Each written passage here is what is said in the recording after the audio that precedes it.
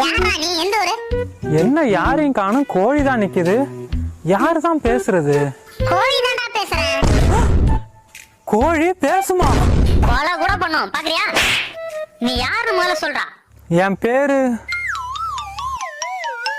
என்னடா தலைய சொல்லிற, மறந்துட்டியா? ஆமா. எந்த ஊர்ரா? அதையாவது சொல்லு.